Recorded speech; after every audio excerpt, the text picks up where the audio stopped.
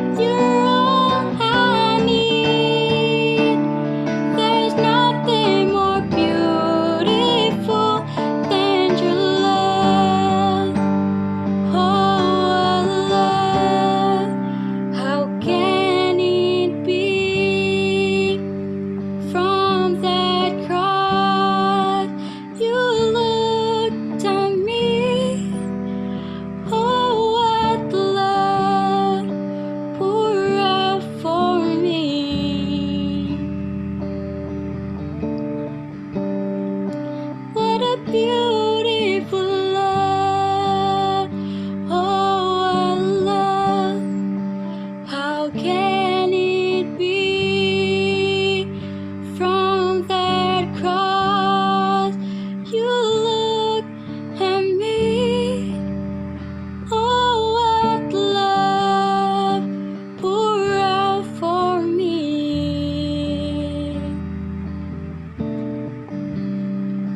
What a beautiful love.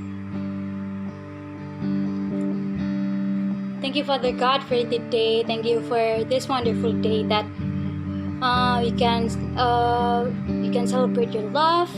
Kami bisa ada sekarang untuk mengikuti ibadah online meskipun kami nggak bisa secara jasmani bersama-sama, tapi itu tidak akan memberhentikan kita untuk tetap menyembah Engkau Tuhan. Tuhan, sekarang kami mau mendengarkan firman Tuhan. Tuhan, tolong buka telinga kami, buka hati kami supaya kami bisa mendengarkan firman Tuhan dengan baik, Tuhan, dan kami bisa melakukan firman itu, Tuhan. Di dalam nama Tuhan Yesus kami berdoa. Amin. Halo semuanya, di hari Minggu tanggal 7 Juni 2020 ini kita mau belajar sama-sama satu prinsip kebenaran firman Tuhan tentang kesuksesan. Siapa sih di sini yang nggak mau hidupnya sukses? Aku yakin kita semua nggak ada yang mau hidupnya gagal, kan? Nah, tapi sekarang pertanyaannya, apa sih definisi sukses menurut kalian? Menurut KBBI, sukses berarti berhasil atau beruntung.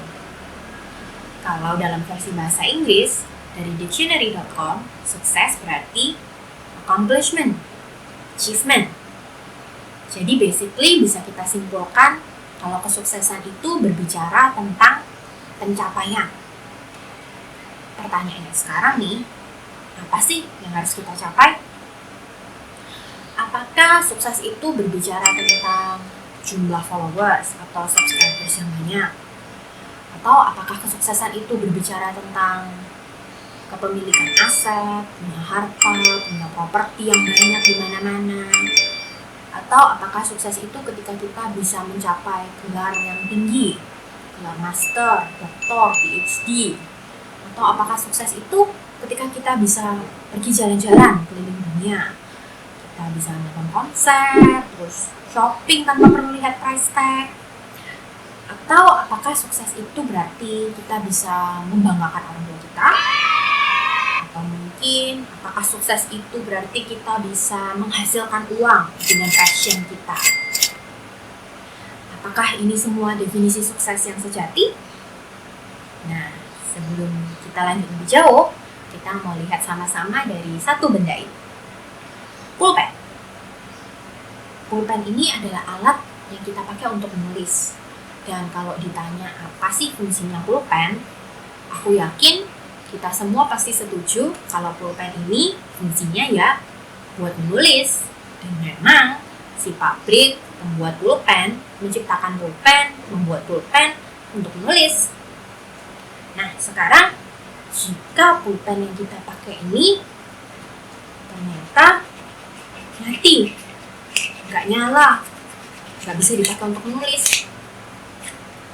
Menurut kalian, apakah ini pulpen yang berhasil atau pulpen yang gagal? Kalian semua pasti setuju kalau ini adalah pulpen yang gagal, kan? Kenapa? Karena pulpen ini nggak bisa memenuhi tujuan dia dibuat. Pulpen dibuat untuk menulis. Kalau dia nggak nyala, mati, nggak bisa dipakai buat menulis, berarti dia sudah gagal dong jadi pulpen. Dan pulpen yang gagal cuma bisa kita buang.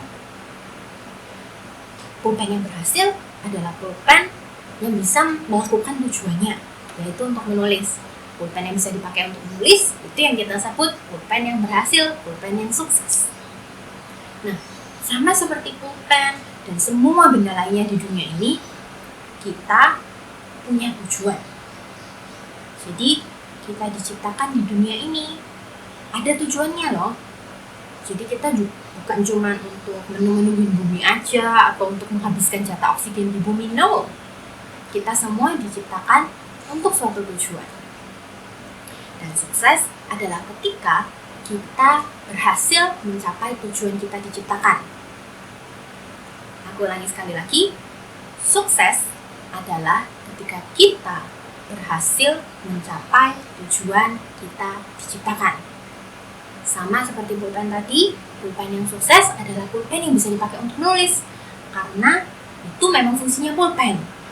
Nah, manusia pun bisa kita katakan sukses ketika kita bisa mencapai tujuan kita diciptakan. Nah, sekarang pertanyaannya, kalau gitu, apa sih tujuan kita diciptakan? Ayo, kita baca sama-sama di Yosua 1 ayat 8. Yosua 1 ayat 8, janganlah engkau lupa memperkatakan kitab Taurat ini, tetapi renungkanlah itu siang dan malam, supaya engkau bertindak hati-hati sesuai dengan segala yang tertulis di dalamnya. Sebab dengan demikian perjalananmu akan berhasil dan engkau akan beruntung. Kalau misalnya kita mau beli HP baru atau misalnya mau beli TV baru nih, atau baru aja beli, kira-kira dari mana kita bisa dapat informasi tentang kegunaannya, fitur-fiturnya? Aku yakin kita semua pasti bakal baca buku manualnya kan? Atau paling enggak kita search deh di official website-nya tentang apa aja sih fitur-fitur sama kegunaan dari HP baru, dari TV baru kita ini. Sama juga halnya dengan kita. Dari mana kita bisa tahu tujuan kita, fitur-fitur kita? Gampang.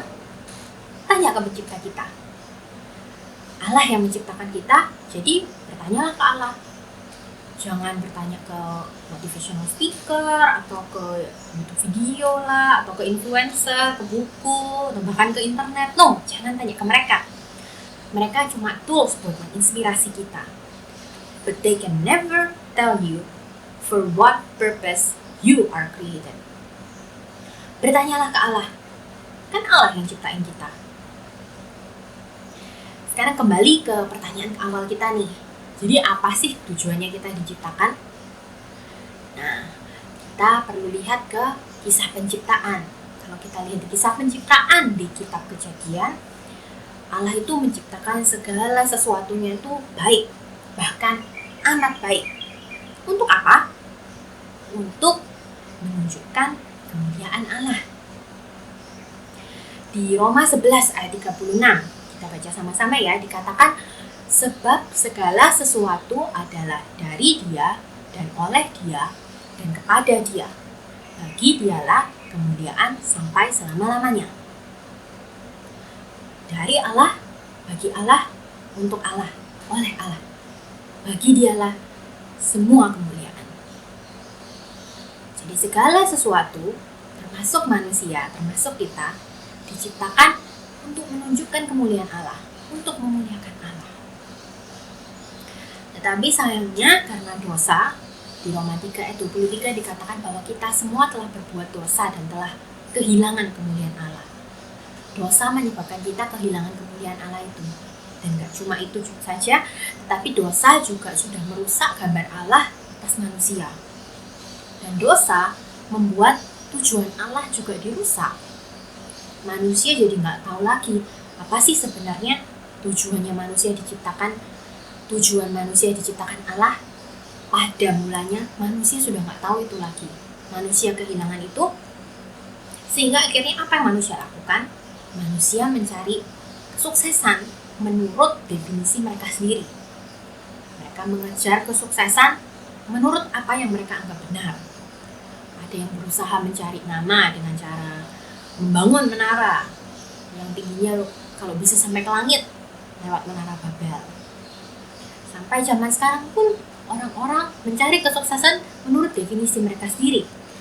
Mengejar harta, ada yang mengejar kepopuleran, ada yang mengejar kedudukan, ada yang mengejar ilmu, dan mengejar banyak lain sebagainya.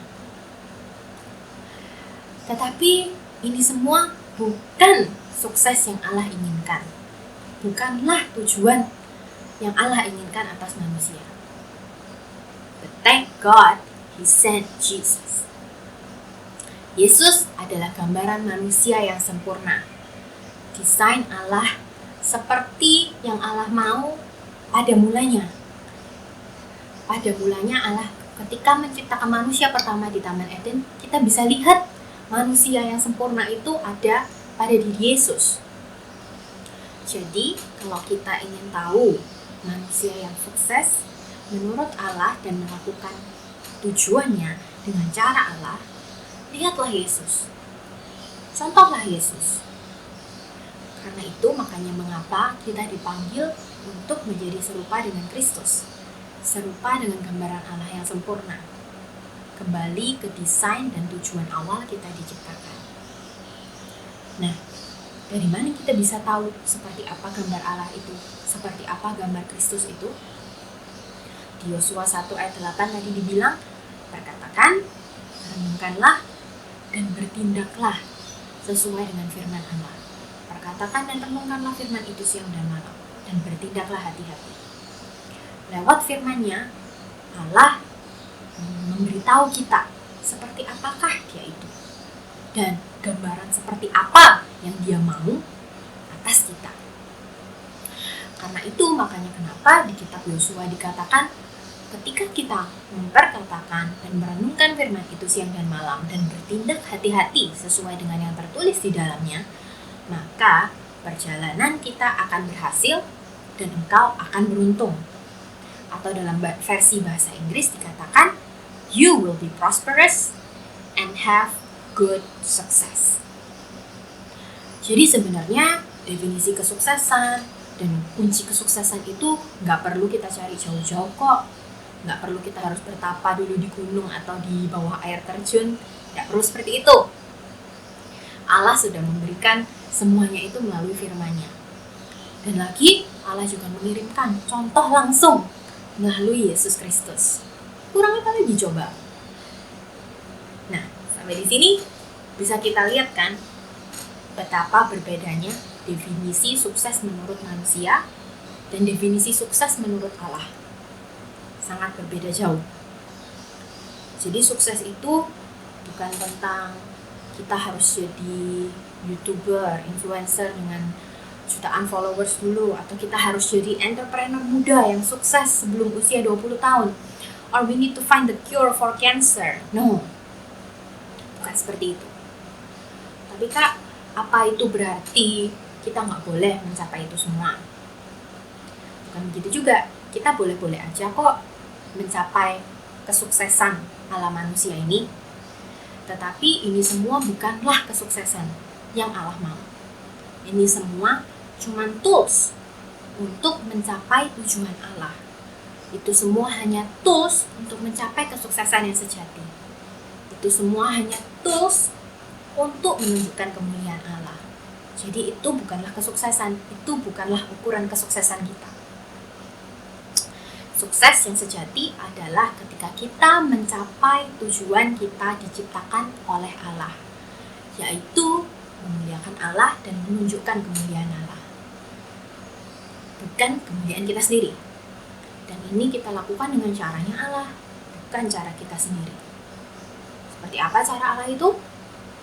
Seperti apa gambaran Allah itu? Caranya gimana sih? Maksudnya yang real itu seperti apa sih? Dengan cara Allah, memuliakan Allah, itu seperti apa sih maksudnya?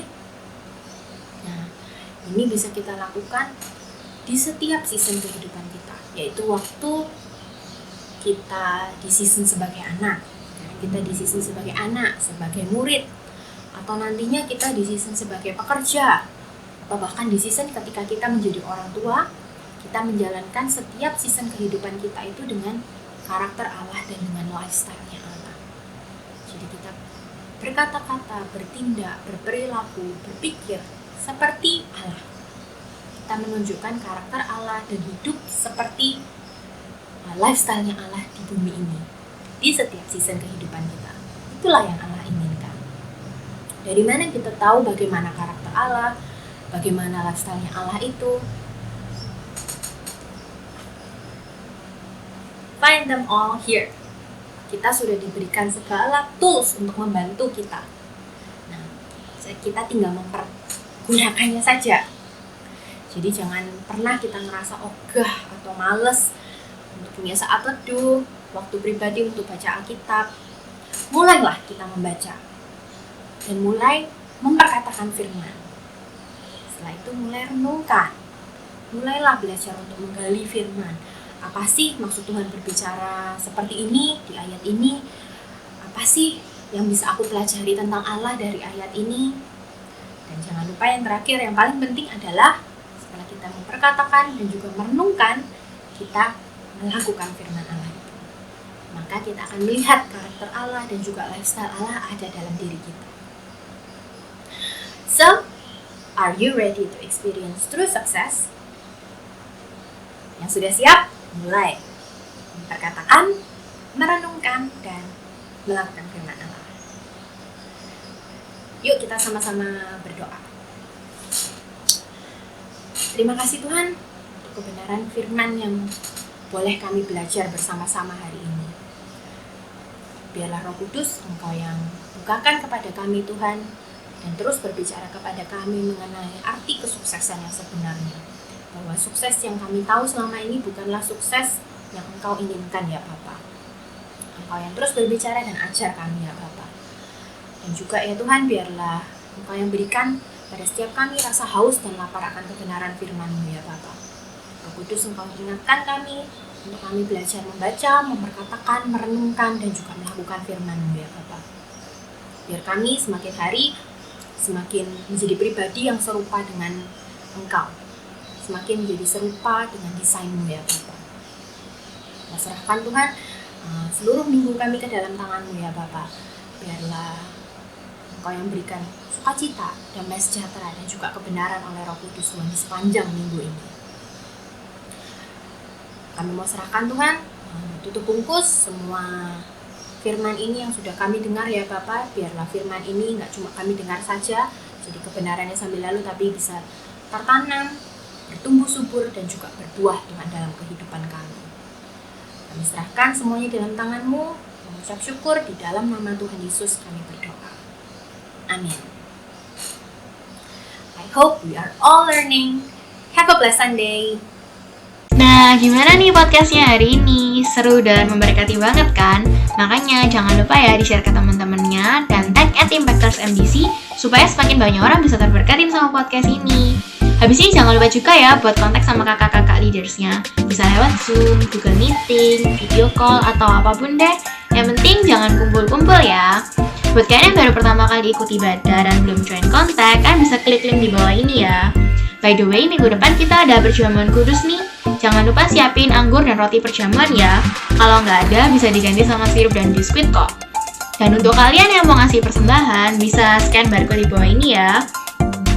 Oke guys, begini aja nih podcast kita hari ini.